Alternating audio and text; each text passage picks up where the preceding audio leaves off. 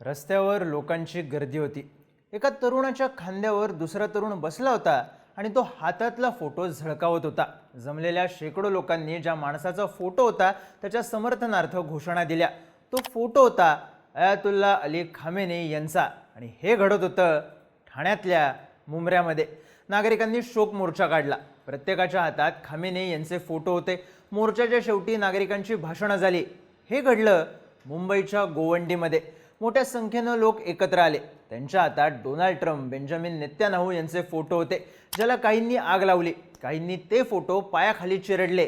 हे कुठे घडलं तर बीडच्या परळीमध्ये। पुण्याच्या कोंडव्यात, ठाण्याच्या भिवंडीत, महाराष्ट्रात ठिकठिकाणी मुस्लिम बांधव एकत्र आले। ठिकठिकाणी शोक मोर्चे किंवा मातम झालं। ट्रम्प, नेत्यानाहू यांच्या विरोधात घोषणाबाजी करण्यात आली। दुसऱ्या बाजूला लखनौ, श्रीनगर, कर्नाटक, हैदराबादमध्येही असेच शोक मोर्चे झाले। पण इराणचा सर्वोच्च नेता ठार मारला गेल्यावर महाराष्ट्रात शोक का व्यक्त केला जातोय? त्यातही परळी, कोंढवा, मुंब्र्यामध्ये लोक रस्त्यावर आलेले असताना मिरज, मालेगाव, परभणीमधल्या मुस्लिम बहुल भागात अशी परिस्थिती का नाहीये? महाराष्ट्राचं शिया सुन्नी देवबंदी कनेक्शन काय आहे समजून घेऊयात या व्हिडिओमधून। नमस्कार, मी चिन्मय आणि तुम्ही पाहताय बोलभिडू। अयातुल्ला खामेनी इराणचे सर्वोच्च नेते। जवळपास 37 वर्ष त्यांनी इराणची सत्ता आपल्या हातात ठेवली होती। त्यांचा मृत्यू झाला तो अमेरिका इस्रायलने केलेल्या हल्ल्यात। त्यांच्या मृत्यूनंतर दक्षिण इराणमध्ये काही लोकांनी त्यांचा पुतळा पाडल्याच्या, आनंद व्यक्त केल्याच्या बातम्या आल्या। पण भारतात मात्र लखनौ, श्रीनगरमध्ये लोक रस्त्यावर आले। त्यांनी जाहीरपणे शोक व्यक्त केला। कर्नाटकमध्ये एका गावाने 3 दिवसांचा दुखवटा घोषित केला। पण हेच महाराष्ट्रात सुद्धा घडायला लागलं आणि इराणचा नेता हल्ल्यात ठार झाल्यानंतर महाराष्ट्रातल्या मुस्लिम बांधवांना दुःख का झालं हा प्रश्न विचारला जाऊ लागला। आणि त्यातही काही भागातच हे का घडतंय असाही प्रश्न पुढे आला। आता महाराष्ट्रात जे शोक मोर्चे निघत आहेत किंवा शोक व्यक्त करण्यासाठी ते शियापंथीय मुस्लिमांकडून काढले जात आहेत, कारण खामेनी हे शिया मुस्लिम होते। सगळ्या जगाप्रमाणेच पूर्ण दख्खनेत शिया सुन्नी असे दोन्ही पंथ आहेत। या दख्खनेत आधी शियापंथीयांचं प्रमाण जास्त होतं। त्यामागे अर्थातच ऐतिहासिक कारणं सुद्धा होती। दख्खनेवर राज्य करणारे कुतुबशाह, निजामशाह, आदिलशाह, इमादशाह हे सगळे शियापंथीय होते। त्यामुळे त्यांच्या काळात शियापंथीय लोकसंख्या दक्षिणेत वाढत गेली। दुसऱ्या बाजूला उत्तरेत मुघलांचं राज्य होतं, जे सुन्नीपंथीय होते। मुघलांच्या विरुद्ध अनेकदा दक्षिणेतल्या सगळ्या शाह्या एकत्र आल्या। याचं मुख्य कारण होतं मुघलांचा शिया मुस्लिमांना असलेला विरोध। शहाजहानपासूनच मुघलांनी शिया मुस्लिमांना टार्गेट केलं होतं। या कट्टरतेत औरंगजेबाचा वाटा सगळ्यात मोठा होता, कारण त्याच्या 138 सुभेदारांपैकी 136 सुभेदार हे सुन्नी होते, तर उरलेले 2 सुभेदार हिंदू। कारण सुन्नीपंथीयांपेक्षा कुणीच श्रेष्ठ नाही असं औरंगजेब मानायचा। पुढे जाऊन अहमद शाह अब्दालीने भारतावर आक्रमण केलं। अब्दाली सुद्धा सुन्नीच होता। त्याला साथ देणारा शुजाउद्दौला शिया होता, म्हणून अब्दालीच्या सैन्यात दंगल उसळली होती। सुन्नी बादशहांच्या सैन्यात शियापंथीयांना विरोध असला तरी शिया बादशहांच्या दरबारात सुन्नी सरदार होते। छत्रपती शिवाजी महाराजांवर चाल करून आलेला सिद्दी जौहर हा आदिलशहाचा सरदार असला तरी तो सुन्नी होता। त्यामुळे छत्रपती शिवाजी महाराजांच्या आधी महाराष्ट्रात सत्ता शिया बादशहांची असली तरी सुन्नी सरदारांचा भरणा आणि प्रभाव मोठा होता।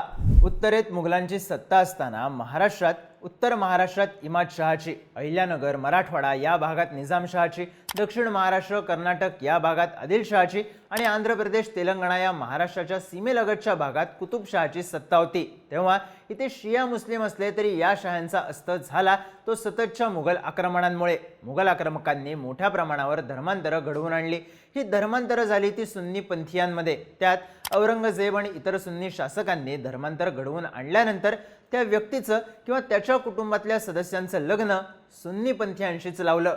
त्यामुळे महाराष्ट्रात सुन्नी मुस्लिमांची संख्या वाढत गेली। त्यानंतरही सुफी संतांच्या प्रभावाने महाराष्ट्रात मोठ्या प्रमाणात धर्मांतरं झाली, जी सुन्नी पंथीयांमध्येच झाली। त्यामुळे कधी काळी शियापंथीय मुस्लिम मोठ्या प्रमाणात असले तरी त्यानंतर सुन्नी पंथीयांची संख्या वाढत गेली। सध्या महाराष्ट्रात आणि भारतात ठिकठिकाणी जे शोक मोर्चे निघत आहेत ते आहेत शियापंथीयांचे। अयातुल्ला अली खामेनी हे शियापंथीय होते। ते फक्त इराणचे सर्वोच्च नेते नव्हते, तर ते शियापंथीयांचे सर्वोच्च आध्यात्मिक गुरु किंवा इमाम होते। इमाम म्हणजे ईश्वराचा पृथ्वीवरचा प्रतिनिधी. शियापंथीयांमध्ये अशी मान्यता आहे की जोवर कयामत येत नाही, म्हणजे पृथ्वीचा अंत होत नाही, तोवर धर्मसत्ता आणि राज्यसत्तेचा प्रमुख असलेला इमाम किंवा खलिफा येत राहील.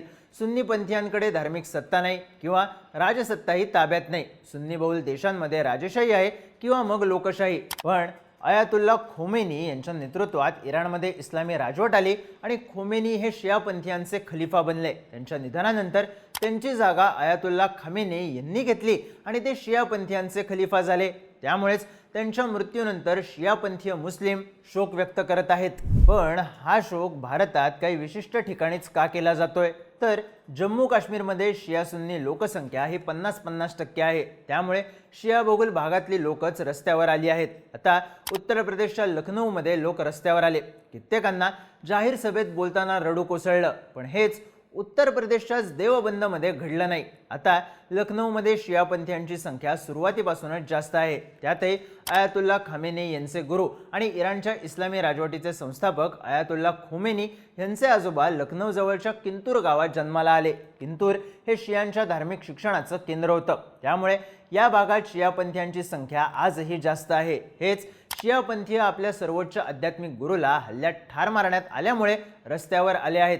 पण देवबंद, जिथे दारुल उलूम ही इस्लामिक मरकजची सर्वोच्च संस्था आहे, तिथे शांतता आहे, कारण ही संस्था सुन्नी मुस्लिमांची आहे.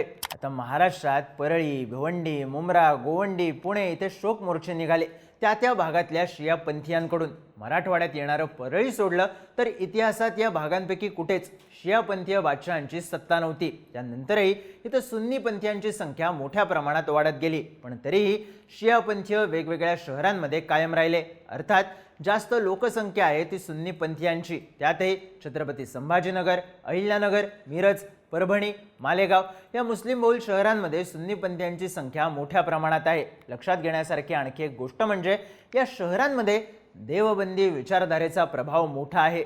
तबलिगी जमातीचा प्रभाव मोठा आहे. देवबंदी विचारधारा शिया पंथांमधल्या अनेक गोष्टींना मान्यता देत नाही. त्यामुळे सुन्नी पंथातून येणाऱ्या देवबंदी विचारधारेचा शिया पंथीयांना विरोध आहे. त्यामुळेच सुन्नी बहुल भागात शांतता आहे. तर ज्या शहरांमध्ये शिया पंथीय जास्त आहेत तिथे खामेनी यांच्या मृत्यूनंतर शोक मोर्चे किंवा इस्रायल अमेरिकेच्या विरोधातली आंदोलनं सुरू आहेत.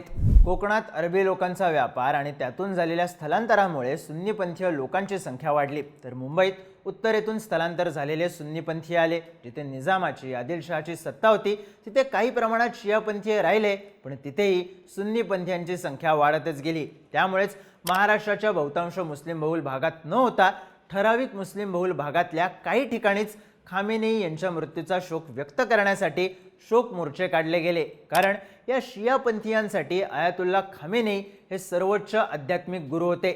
इराणमध्ये झालेल्या खामेनींच्या मृत्यूनंतर महाराष्ट्रात मुस्लिम बांधव रस्त्यावर येण्यामागे शिया कनेक्शन आहे ते असं.